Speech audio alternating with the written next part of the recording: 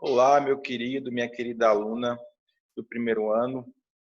Agora, graças a Deus, a gente acabou o livro 2. Eu quero entrar agora numa fase de revisão, onde pode tirar algumas dúvidas, para você poder ter uma visão novamente da matéria de uma forma mais resumida, mais prática, e delinear os pontos principais dos capítulos que a gente estudou até hoje, tá? Pessoal, mesmo esse sistema. Caso de dúvida, vocês podem pedir lá para mim, tirar dúvida com relação ao capítulo. Então, estamos à disposição de vocês. Beleza? Então, o primeiro capítulo que eu quero dar uma olhada com vocês é o capítulo de propriedades periódicas. Então, propriedades periódicas está lá, que a gente estudou, acabou de ver 2 capítulos sobre isso. E o que são essas benditas propriedades periódicas?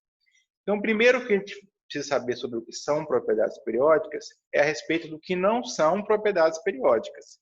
Como assim, professor? Algumas propriedades, à medida que você vai olhando o elemento e o número atômico, número atômico 1, número atômico 2, número atômico 3, número atômico 4, 5, 6, assim por diante. Então, nesse eixo, eu estou aumentando os números atômicos. Ok? Mas vamos perceber o que está acontecendo com a massa? A massa está aumentando também gradativamente em uma reta. Então, eu estou 1, 2, 3, 4, 5, 6 e vou prosseguindo na tabela periódica. Mas você percebe que ao longo que eu vou prosseguindo na tabela periódica, eu vou mudando de linha? Como assim, professor? A tabela periódica ela é assim, certo? Tem um formato mais ou menos assim. Certo? Aí eu passo por aqui. 1, 2, 3, 4, 5 e assim por diante. E vou descendo nas diferentes linhas. Então, vou passar pela primeira, pela segunda linha, primeira, segunda linha, terceira linha, quarta linha, quinta linha, assim por diante. Mas mesmo quando eu estou partindo assim e seguindo a tabela periódica nas diferentes linhas, ó, fazendo assim, descendo na tabela periódica, aumentando o número atômico, eu percebo que a propriedade, ó, ela é constante, ela aumenta constantemente, mesmo quando eu mudo de período.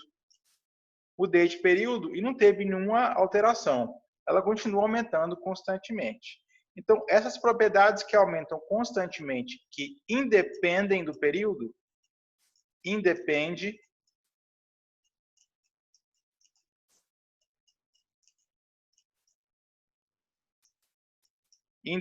do período, são propriedades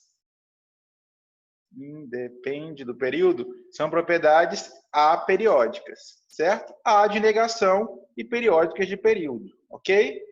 Quais são exemplos delas? A massa atômica, ela independe do período, ela aumenta constantemente, mesmo quando eu vou percorrendo a tabela periódica, e o calor específico também não segue uma lógica dentro da tabela periódica, ok? No entanto, o que seriam propriedades periódicas? Propriedades periódicas, agora, ó, eu vou seguindo nos períodos e vocês vão perceber que quando eu vou descendo, por exemplo, eu estou na primeira linha, saltei para a segunda linha, para o segundo período, eu vou ver que a propriedade, ó, primeira linha, primeiro, segundo. Perdão, só consertar isso aqui. A primeira está lá em cima e aqui eu tenho um chifrezinho aqui também. Beleza, ó. Então, ó, perceba como acontece aqui. Eu estou no primeiro aqui, que é o hidrogênio, e passo lá para o hélio, que está no outro lado lá. O que acontece quando eu vou passar para a linha de baixo? Ó? Na linha de baixo, eu tenho um salto, cai lá para baixo. Ó. Aí eu caio na segunda linha. Aí eu vou percorrendo o período, vai aumentando, aumentando, aumentando, aumentando, aumentando, aumentando, até chegar aqui no neônio. Ó. Chegou no neônio, vou saltar de período de novo, vou para o terceiro período. Quando eu fui para o terceiro período, ó, vou passar pelo sódio, vou seguindo, seguindo, seguindo, seguindo, a propriedade vai aumentando, aumentando, aumentando, aumentando, aumentando, até chegar aqui no argônio, que é o último elemento do período, certo? Então, o que acontece, pessoal? Se você notar, a propriedade ela tem uma certa lógica dentro do período. Então, quando eu vou mudando de período, ó, eu vou mudando a propriedade. Então, propriedades que têm lógica dentro do período são propriedades que são chamadas periódicas, ok? Propriedades periódicas. Quais são elas? Principais, tá? Raio atômico, energia de ionização, afinidade eletrônica, eletronegatividade, eletropositividade. E aqui, uma que eu não considero propriedade, na realidade é um reflexo dessas duas aqui, que é a reatividade. Dá só essa seta para cá. Ah, meu Deus. Reatividade. Foi mal aí. Você tem um apagador aqui.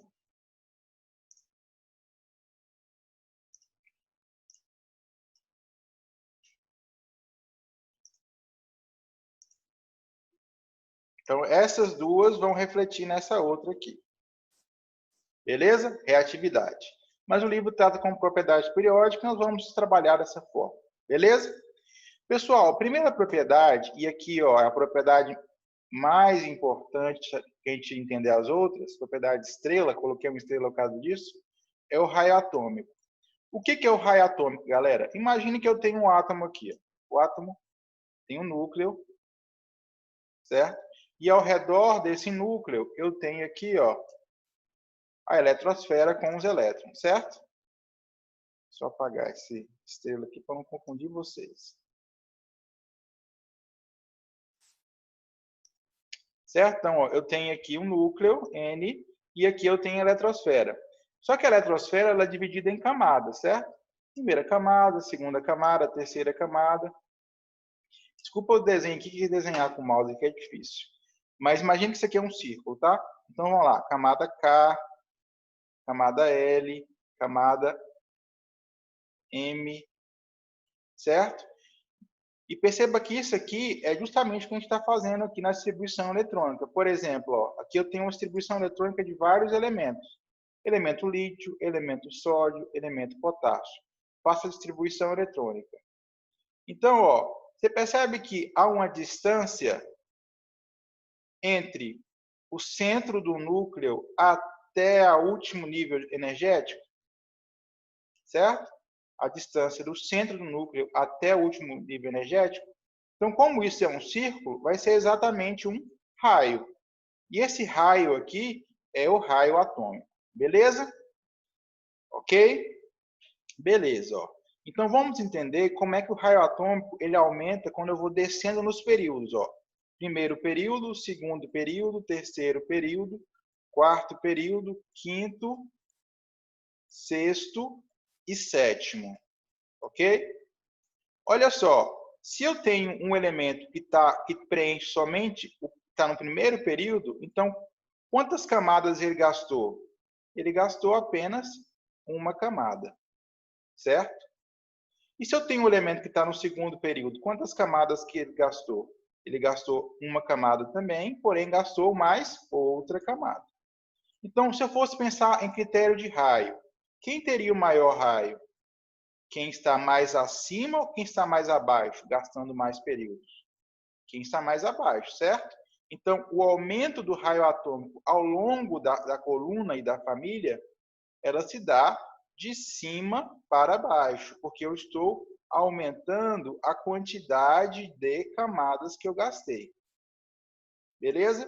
E dentro do período, dentro de um mesmo período, ó, eu vou sair da direita, a setinha, e vou para a esquerda. Então, os elementos que têm maior raio atômico ó, estão justamente aqui nessa região aqui. O frâncio é o maior, porém, como ele é muito incomum, incomum no sentido de existe pouco na natureza, ele é muito raro, eles às vezes desconsideram o frâncio, mas ele realmente é o que tem um raio maior. Beleza? Ok, galera. Prosseguindo aqui. Uma informação relevante da gente ter é sobre o raio dos íons. Por quê? Os íons, assim como os átomos neutros, eles também têm raio, porque eles têm um núcleo e têm uma distância até a última camada, certo? Vamos pensar comigo, ó. Se você tem um átomo, certo? com certa quantidade de elétrons, e você coloca mais elétrons na eletrosfera, você concorda comigo que ele vai ter que ter um raio maior para poder comportar todo esse elétron extra que ele colocou? Então, qual que é a conclusão? Ó? Quando eu tenho um ânion, o raio vai aumentar, porque eu coloquei mais elétrons na eletrosfera, certo? E quando eu tenho um átomo qualquer, que está neutro, e retiro um elétron. Então, ó, se eu tinha um átomo e retirei um elétron, então eu preciso de menos espaço. Então, o raio pode diminuir um pouquinho. E, de fato, o raio do cátion é menor do que o raio do átomo neutro. Ok? Então, aqui eu tenho essa relação. Ó, raio do átomo neutro é maior do que o cátion, que é justamente essa relação aqui. E o raio do átomo neutro é menor do que o raio do ânion. Essa relação que a gente tem aqui. Beleza, galera? Beleza. Uma outra propriedade muito importante, ó, é a energia de ionização. Não é a mais, tá? Se eu fosse destacar a mais, eu colocaria em primeiro lugar energia, eletronegatividade, e a segunda, raio atômico. Pessoal, então, o que é essa energia de ionização? Ó? Energia de ionização, imagine que eu tenho lá um átomo de um elemento qualquer, um elemento X qualquer. Ele está isolado, separadinho, solteiro lá, de boa, no espaço, e ele está na forma gasosa, ok? Então, se eu quero retirar um elétron dele, o que eu tenho que fazer? Eu tenho que doar energia, tenho que colocar energia aí para isso acontecer, beleza?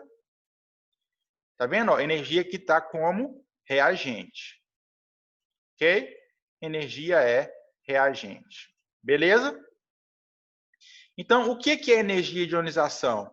É justamente essa energia gasta para arrancar um elétron de um elemento, ok? E como é que dá o comportamento? Ó? O comportamento da energia de ionização é o seguinte, ó, ela é inversa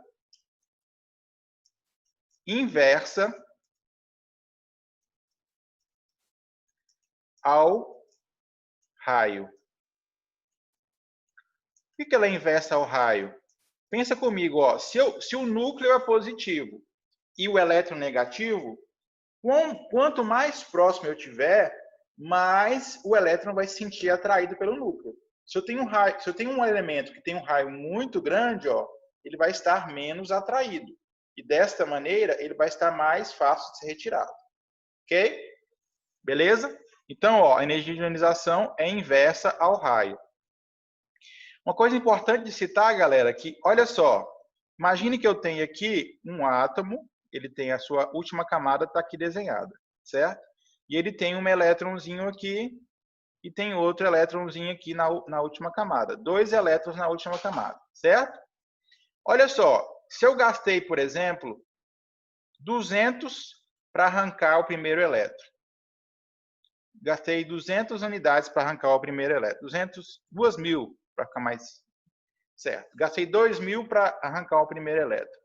Quando eu arranquei o primeiro elétron, ó, o átomo vem e vai ficar o quê? Vai ficar um núcleo, um átomo positivo, com um elétron somente na última camada. Você concorda comigo que quando eu tenho algo positivo e algo negativo, a força se intensificou?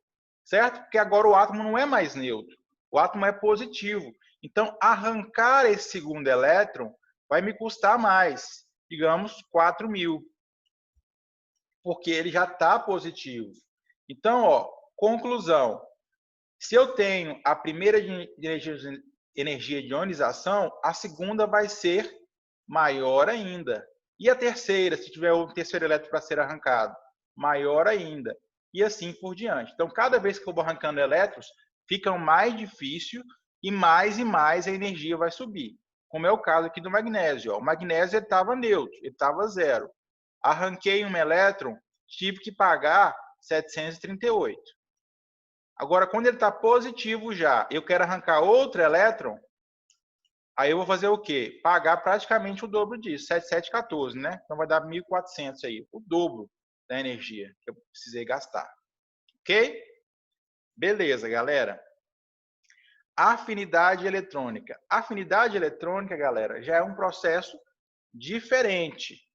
Porque, ó, antes eu estava falando o quê? Da energia de ionização, que era energia que ia ser gasta para poder liberar um elétron. Agora, a afinidade eletrônica, ó, é a energia liberada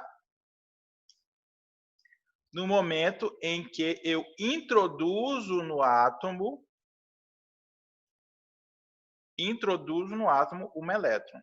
Então, ó, energia de ionização é retirada. A afinidade é colocar um elétron. Beleza? Então, ó, quais são os elementos da tabela periódica que têm mais interesse em receber aqui um elétron? Os elementos da tabela periódica que têm maior interesse em receber um elétron são os elementos mais... São essa galerinha que está aqui, ó, na ponta, se fosse pensar assim. Então, em questão de seta, ó, a seta vai estar da esquerda para a direita no período e de cima para... Não, perdão, de baixo para cima. Ok? Então, esta é a afinidade eletrônica. Beleza? Prosseguindo, ó. Agora, essa aqui, ó, é estrela, tá? Essa estrela minha tá horrorosa.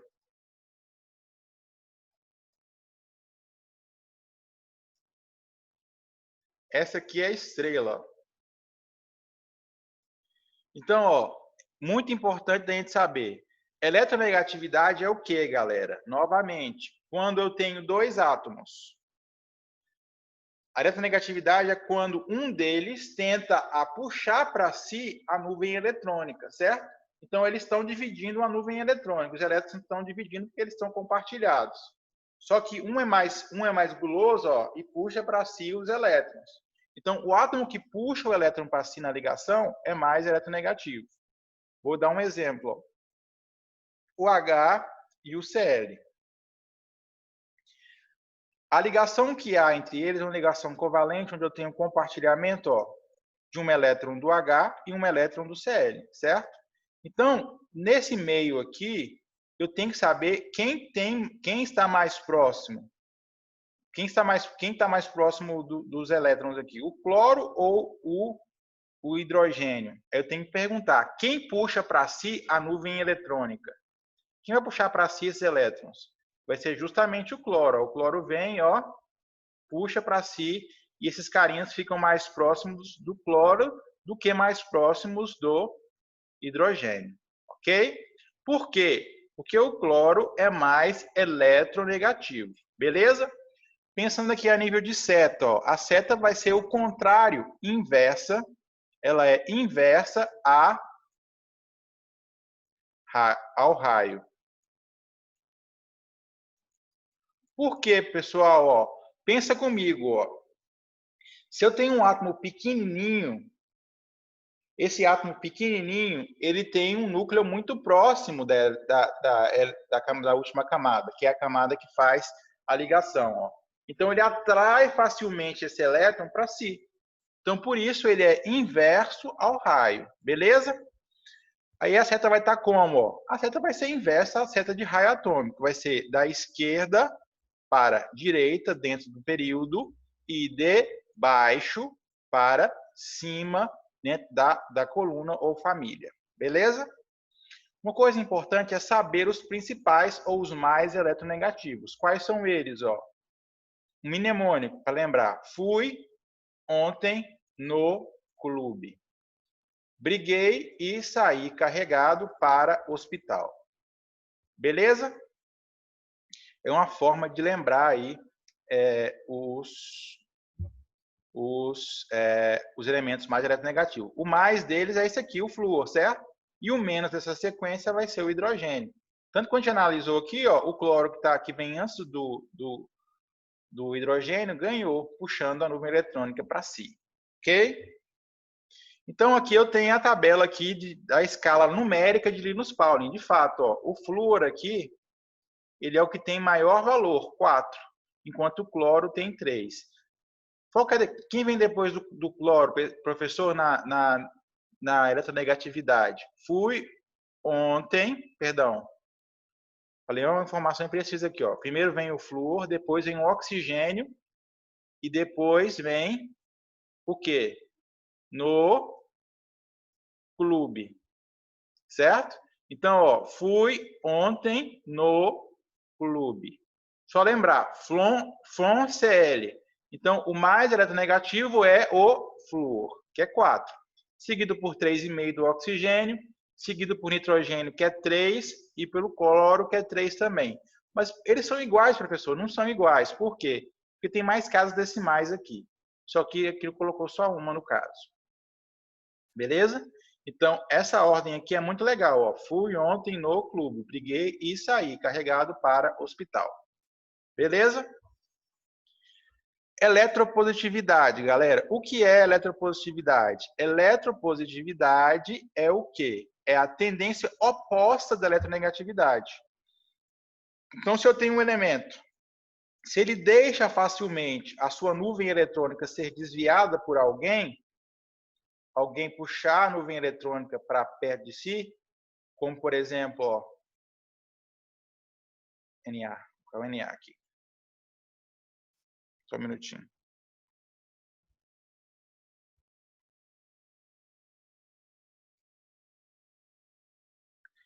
Se ele tem a tendência de deixar esse elétron ir muito fácil, ele é um elemento muito eletropositivo, certo?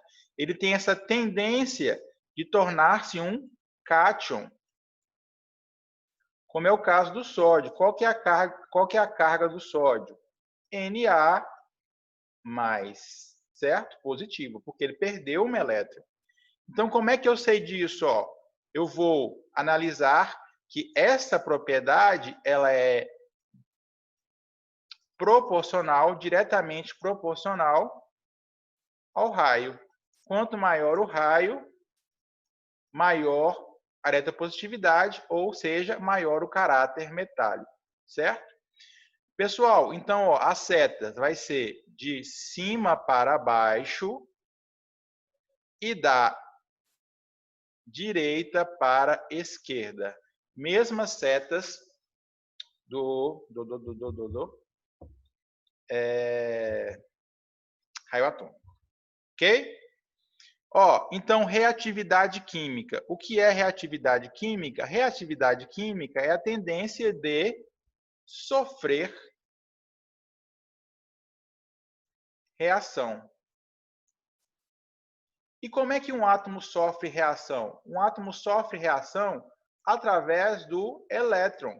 Então, ele troca elétrons ou compartilha elétrons. Então, quando que um elemento vai ser bom, um átomo que participa muito, que é muito reativo, que tem uma reatividade alta? Como é que ele vai ser isso? Eu tenho que analisar através de quê? Duas situações. Para substâncias metálicas, eu vou analisar o quê? A eletropositividade. Se ele for, quanto mais eletropositivo um metal for, mais reativo ele será, ok?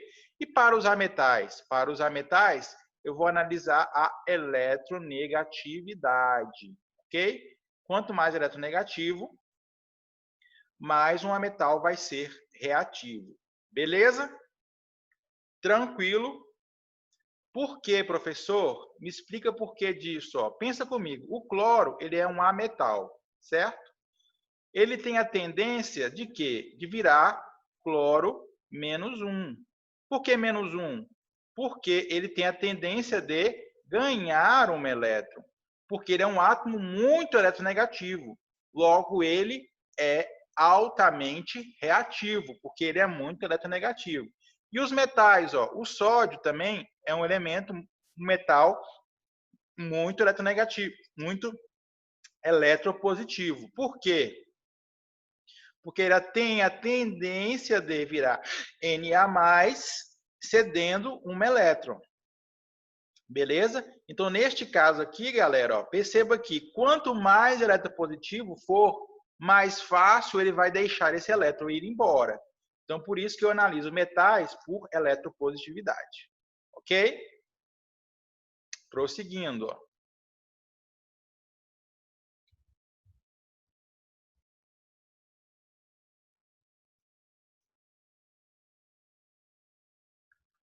Então, galera, essa foi a revisãozinha breve de propriedades periódicas que a gente fez, tá? Quero rever um pouquinho de tabela periódica também, porque a gente tem tempo. Vou abrir o livro aqui, só um minutinho. Pessoal, então, revisando um pouquinho tabela periódica, só sobre aquele começo histórico lá. Ele vai falar sobre diferentes formas que teve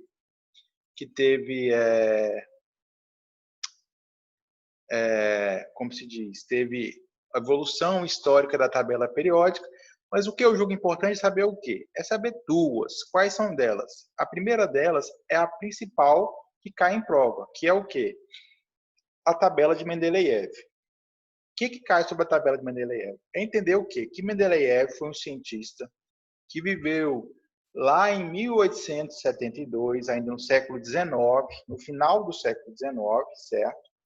E que resolveu fazer uma tabela organizando os elementos em colunas e linhas, certo? Que eram distribuídas em 8 colunas e 12 linhas. E aqui eu tenho a tabela de Mendeleev. Mas e daí, professor? É só isso que é para saber de Mendeleev? Não. É importante saber também um fato. E qual que é esse fato?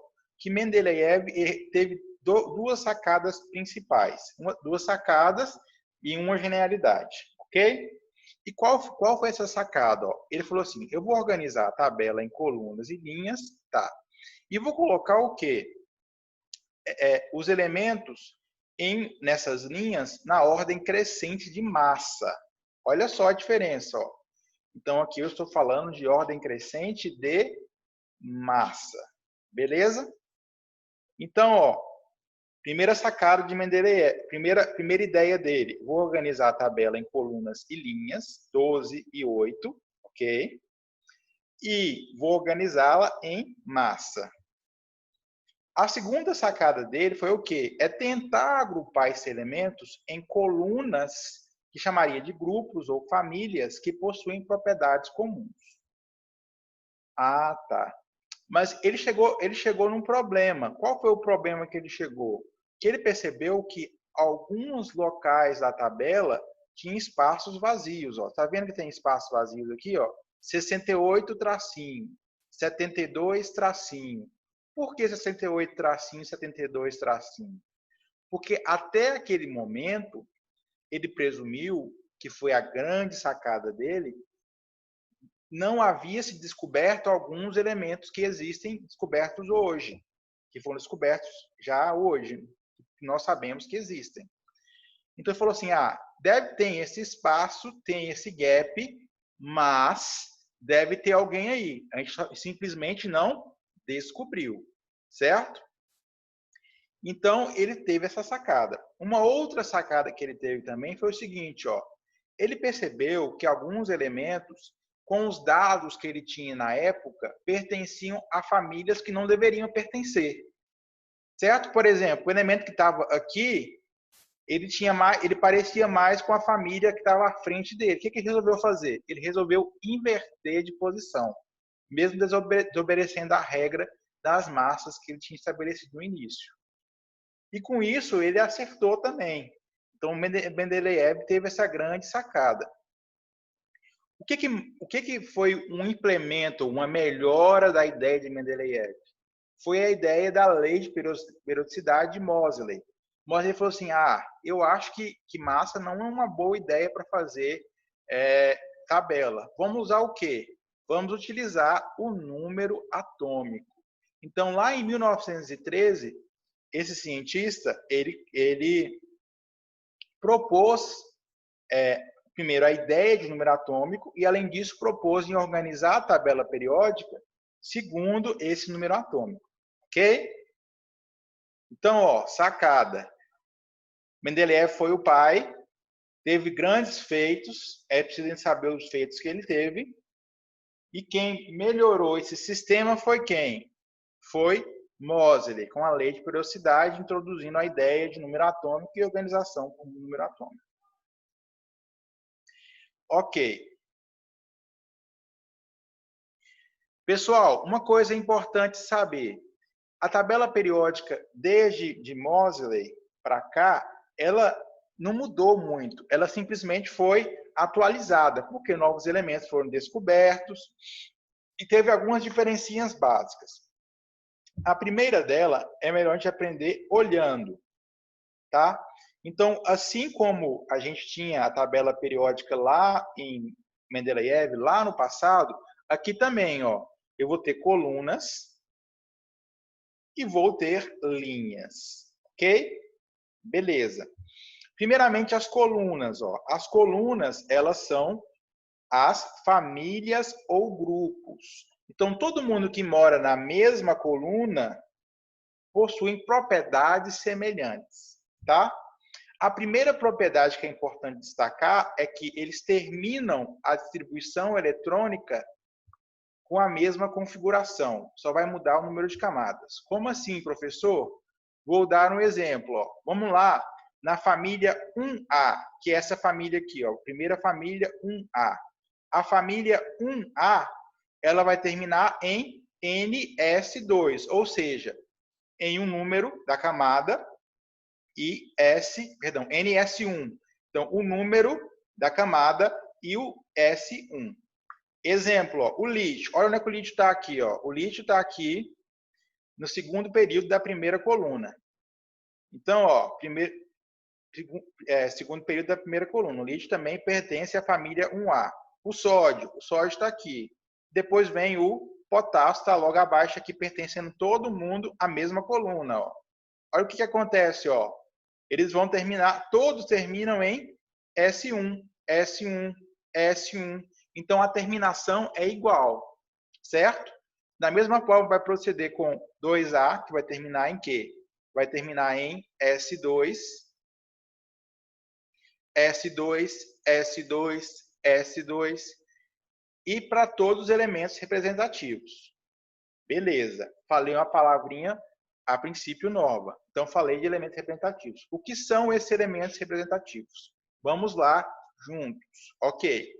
Elementos representativos, galera, são esse pessoal que tem a letrinha A na coluna, certo? Ó, 1A, 2A, 3A, 4A, 5A, 6A, 7A, 8A. Estes são os elementos representativos. Eles estão, ó, acima aqui na posição da tabela periódica. Ok? Beleza. E o que são os elementos de transição? São os elementos B. Então, os elementos B estão aqui abaixo. Ó. Elemento B, essa galerinha que está aqui com a letrinha B. 3B, 4B, 5B, 6B, 7B, 1B, 2B e aqui eu tenho 8B. Mas, pessoal, por que está seguindo a ordem? Porque aqui nós agrupamos os elementos de acordo com a similaridade de propriedade, certo? Por isso, por exemplo, ó, que 3B tem 3 colunas aqui, tem similaridades próximas aqui, todo mundo que pertence a 3B, ok? Ótimo. Então, ó, é importante saber que essa galerinha que está aqui, ó, de 51 a 71, ela está resumida aí. De fato, ó, ela é representada destacada aqui na tabela, ó, destacada, destacada, destacada aqui na tabela. Beleza? Tranquilo? Então, os lantenídeos e os actinídeos são os metais de transição, elementos de transição do tipo interna. Então, esses dois grupos aqui, ó, que estão destacados à parte, são elementos de transição interna. Ok? Já a galera que está por fora, representada na tabela periódica normal, com o númerozinho B, são elementos de transição externa. Ok? Beleza, galera. Informação importante a respeito das colunas. Todo mundo que está com 1A, da 1A, tem um elétron na última camada. Todo mundo que é da 2A tem 2 elétrons na última camada. Todo mundo que é da 3A tem 3 elétrons na última camada. Todo mundo que é da 4A tem 4 elétrons na última camada. 5A, 5 elétrons. Até 8A, que tem 8 elétrons na última camada. Beleza? Então, observe aqui, galera, que o número da coluna dessa metodologia antiga de 3A, letra, número romano e letra, me dá a quantidade de elétrons que eu tenho na última camada, certo? Vai servir para os elementos B? Não, ok? B não segue essa regra. Tranquilo? Beleza, galera. Informação útil também, ó. Conclusão. Escreva na sua tabela periódica, ó, 1 e 2 termina em S, a distribuição eletrônica. De 3A até 8A vai terminar em quê? Em P. Os metais de transição externa vão terminar em D.